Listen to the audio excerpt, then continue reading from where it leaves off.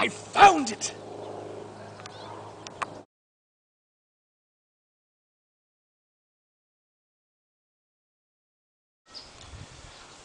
Alright, our next item up, we're going to draw a skull.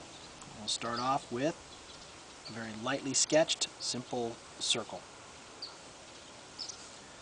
From that point on the circle, we're going to go ahead and decide where we're going to put our eyes. In our case, we're going to put our eyes on the left-hand side of the skull. So we're going to put a line down here to give us an idea where our center is, and then we're going to put our first eyeball right here. And then we're going to do our second eyeball right here. And I know it doesn't quite look right just yet, but stick with me.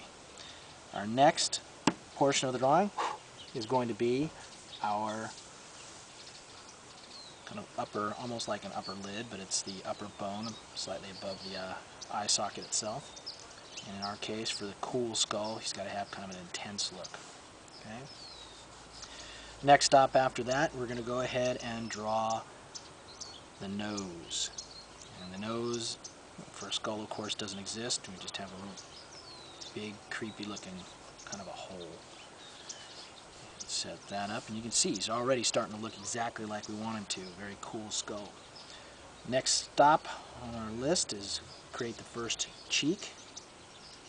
Come down, create a smile. And then we're going to create our second cheek. You can see as we do this and come up, the skull is really starting to come alive now. Now, for you guys, we're going to go ahead and work the teeth, and we're going to give them a really big, kind of a wicked smile. By doing this, this is the beginning of our mouth area. If I shade up in here like this, you can see that the teeth start to come alive, start to tell us exactly where they ought to be. Here we're going to go ahead and put our first line. Now from this point, we're going to go ahead and do our center tooth. And that's real important. So we'll start off with that tooth and then the other front tooth right here. And then we're going to pull one just outside of our original line. We'll go back in, and with kind of a curve, almost like an upside down J, we're going to go ahead and do teeth all along the upper jaw. The lower jaw, the teeth are going to be kind of similar, a little smaller, of course. And we're going to go ahead and do the same thing in reverse, the J. You can see it's really starting to kind of bring our skull together. Now in our case, we want him to have his lower chin, so we're going to give him kind of a pointy lower chin, and then a jawline. And this jawline is going to curve back in just slightly.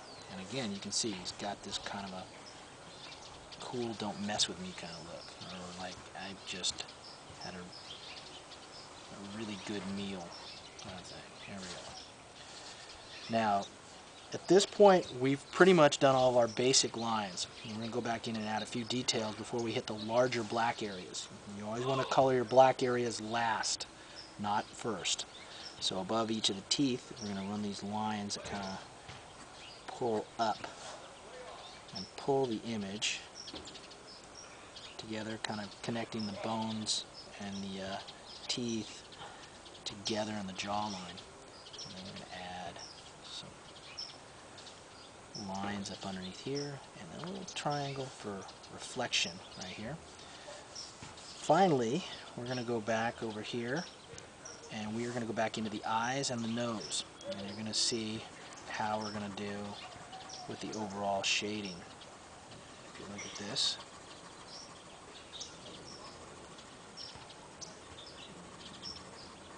you can see that the drawing itself really starts to pop, as I like to say. Kind of brings it alive. It looks really, really cool. Let's hit the nostril area here, shade that in, add a few lines up in here, and with our eraser, we're going to go back in and erase out this center line that we don't really need anymore. Kind of get rid of any of those extra lines that take away from the final product. And again, I used a really, really soft pencil for this, so it's easy to get the lines down, but it's also easy to smear, so you want to be careful of that also. And the end result is a really cool skull.